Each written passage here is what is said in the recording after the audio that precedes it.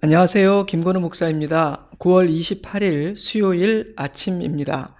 오늘 묵상할 본문은 3장과 4장인데요. 많은 사건들이 담겨 있지만 오늘은 아브넬에 대해 묵상해 보고자 합니다. 이런 자들을 주의하라. 이런 사람을 가까이 하지 마라. 사람을 분별할 줄 알아야 한다. 그리고 너는 절대 이와 같은 자가 되어서는 안 된다.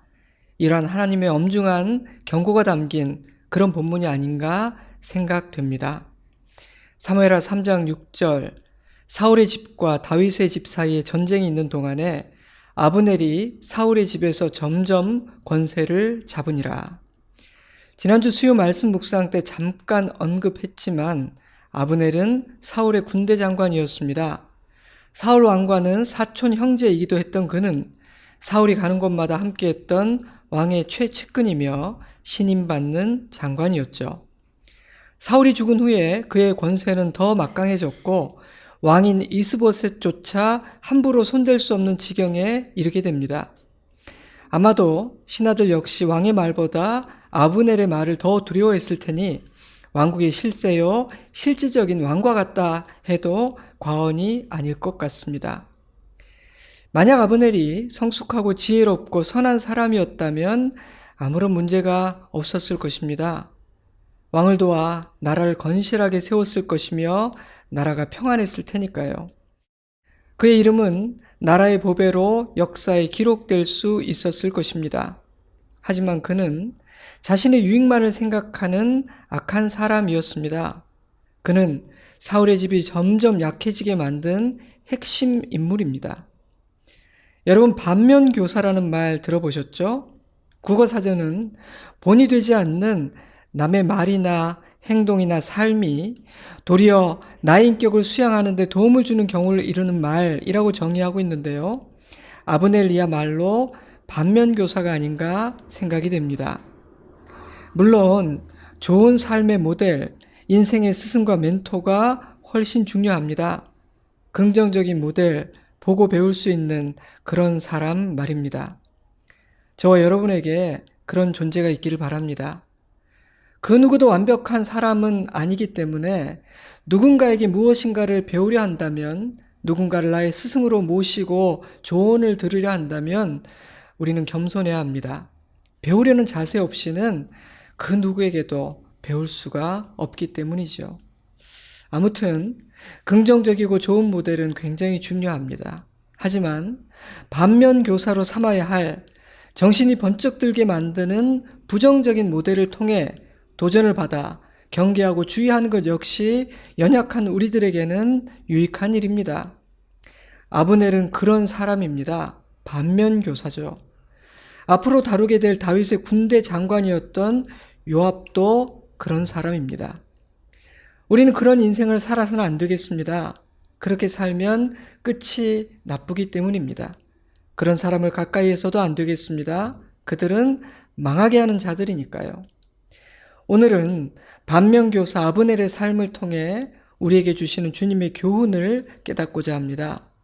아브넬은 어떤 사람이었습니까? 첫째로 아브넬은 교만한 사람이었습니다. 사울 왕이 전사한 후에 아브넬은 유일하게 살아남은 사울의 넷째 아들 이스보셋을 왕으로 세웁니다.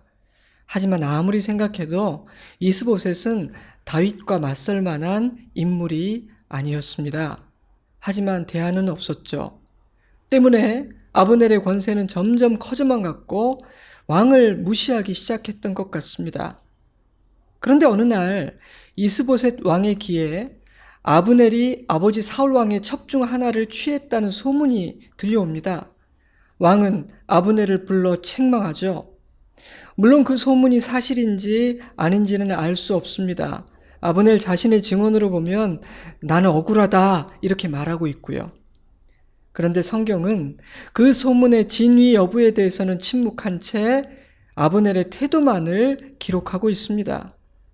왕의 책망에 대해 아브넬은 이렇게 반응했습니다. 사무엘하 3장 8절, 아브넬이 이스보셋의 말을 매우 분하게 여겨 이르되 내가 유다의 계물이냐? 내가 오늘 당신의 아버지 사울의 집과 그의 형제와 그의 친구에게 은혜를 베풀어 당신을 다윗의 손에 내주지 아니하였거늘 당신이 오늘 이 여인에 관한 허물을 내게 돌리는도다.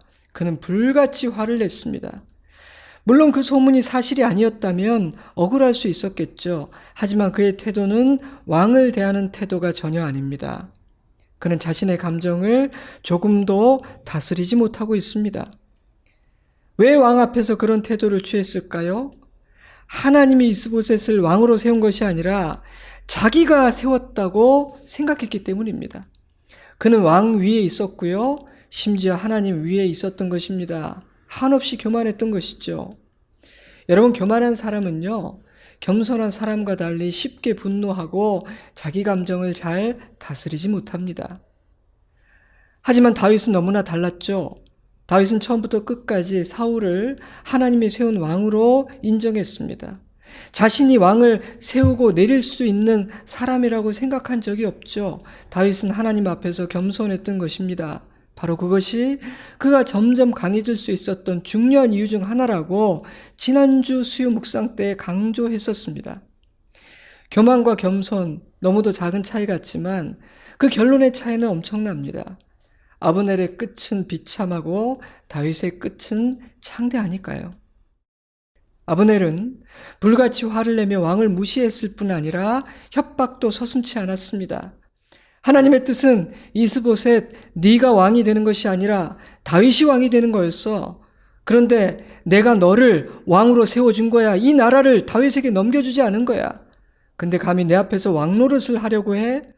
내가 이 나라를 다윗의 손에 넘겨주고야 말겠어. 두고 봐. 내가 하나 못하나. 이 얼마나 교만한 말입니까? 그는 이미 하나님의 뜻을 알고 있었지만 거부했다는 뜻이고 이제 나의 잘못을 회개하고 하나님의 뜻에 순종하겠다는 말이 아니라 누구를 왕으로 세울지 말지 이 나라의 미래를 자신이 결정하겠다는 뜻이니 말입니다. 그는 하나님 위에 있었던 것이죠. 이 말을 들은 이스보셋 왕은 어떻게 반응했습니까? 사무엘하 3장 11절 이스보셋이 아브넬을 두려워하여 감히 한마디도 대답하지 못하니라. 여러분, 당시 그의 위세가 짐작되죠? 그러니 그의 교만이 얼마나 높고 하늘을 찔렀겠습니까? 여러분, 교만하면 점점 더 어리석어지게 되고 실수하고 더 큰 악을 행하게 되는데 아브넬은 그런 수순을 밟게 됩니다. 잠언 16장 18절 교만은 패망의 선봉이요 거만한 마음은 넘어짐의 앞잡이니라. 겸손한 자와 함께하여 마음을 낮추는 것이 교만한 자와 함께 탈취물을 나누는 것보다 나으니라. 베드로전서 5장 5절 다 서로 겸손으로 허리를 동이라. 하나님은 교만한 자를 대적하시되 겸손한 자들에게는 은혜를 주시느니라. 그러므로 하나님의 능하신 손 아래에서 겸손하라. 때가 되면 너희를 높이시리라. 하나님은 교만을 경계하고 겸손해야 한다고 거듭 강조하셨습니다. 교만한 마음이 생기면 넘어지게 되고 결국은 망하게 되니까요. 자, 그렇다면 교만의 핵심은 무엇일까요? 하나님이 없는 상태, 하나님이 나의 주인 되지 않은 상태, 바로 그것이 교만의 본질입니다. 내가 내 삶의 왕이고 내가 주인이고 내가 최고 결정권자가 되어 모든 것을 결정하는 상태, 그것이 교만의 본질입니다. 듣고 순종할 대상, 상의하고 가르침받을 대상이 없는 상태라고 말할 수도 있겠습니다. 그러면 쉽게 화를 내게 되고요, 완고해지게 됩니다. 사랑하는 성도 여러분, 내 마음에 하나님이 계신지 돌아보는 시간을 가지면 좋겠습니다.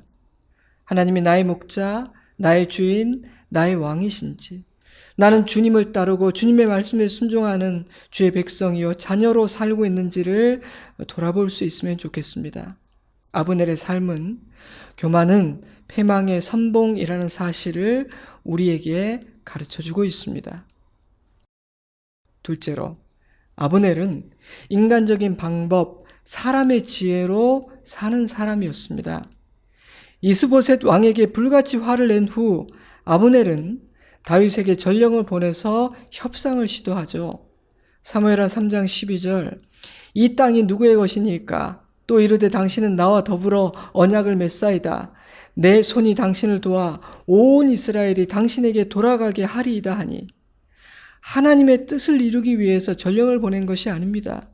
이스보셋을 향한 복수심과 자신의 미래와 안위를 위한 선택이었을 뿐이에요. 그의 삶에서 하나님 앞에 드리는 예배와 기도는 전혀 보이지 않습니다. 그는 그저 자기 지혜와 전략으로 사는 사람이었습니다. 아쉽게도 다윗은 그런 아브넬과 협상을 합니다. 전쟁을 하여 피를 흘리고 싶지 않았기 때문일 수도 있겠지만 지혜로운 선택은 아니었습니다. 앞서 살펴본 2장에서 하나님 어디로 갈까요? 하나님 내가 어떻게 하면 좋겠습니까? 물었던 것처럼 하나님과 그 일도 상의했으면 참 좋았을 텐데 그렇게 하지 않았어요. 때문에 전쟁이 아닌 평화로운 방법으로 통일왕국을 회복하겠다는 생각으로 마주 앉은 이 협상의 테이블은 훗날 화근이 됩니다. 사랑하는 여러분, 인간적인 방법, 사람의 지혜, 땅의 지혜는 처음에는 그럴듯해 보이지만 언제나 그 끝이 좋지 않습니다. 다윗의 마음을 확인한 아브넬은 이스라엘의 장로들을 모아 이렇게 말합니다. 아브넬이 이스라엘 장로들에게 말하여 이르되 너희가 여러 번 다윗을 너희의 임금으로 세우기를 구하였으니 이제 그대로 하라. 아주 교묘하고 교활한 말이에요. 자, 여러분, 이건 내 뜻이 아니라 여러분의 뜻이에요. 당신들은 이미 여러 차례 다윗을 왕으로 세우려 시도하지 않았습니까? 근데 이제는 그렇게 하세요. 내가 너 도와줄게요. 아브넬은 참으로 교활한 사람이었습니다. 하늘의 지혜라고는 찾아볼 수 없는 땅의 지혜, 사람의 전략으로 가득한 사람이었어요. 자, 근데 정말 놀라운 부분은요. 하나님은 그러한 아브넬의 야욕과 장깨를 통해서 당신의 뜻을 이루신다는 사실입니다. 그런 과정들을 통해 다윗은 유다 족속만의 왕이 아닌 온 이스라엘의 왕이 되거든요. 그러니 얼마나 신비하고 놀라운 일입니까? 하지만 그 모든 것을 꾀했던 아브넬은 살해당합니다. 그러니 하나님의 뜻은 이루어졌지만 아브넬의 뜻은 이루어지지 않은 것입니다. 여러분 두렵지 않습니까? 사랑하는 성도 여러분, 하나님의 주권과 능력과 섭리는 우리의 상상을 뛰어넘습니다. 당신의 선하신 뜻을 언제 어떻게 이루실지 우리는 감히 상상할 수조차 없습니다. 그러니 돌아가는 상황들만을 보며 내 눈에 보이는 것만으로 하나님의 역사를 판단하고 가늠하는 것은 얼마나 어리석은 일이겠습니까? 다윗이 온 이스라엘의 왕이 되는 과정을 보세요. 물론 우리는 모든 것이 주님의 뜻대로 될 것임을 믿고 있었지만 설마 이런 방법과 과정을 통해 이루실 줄은 상상이나 했습니까?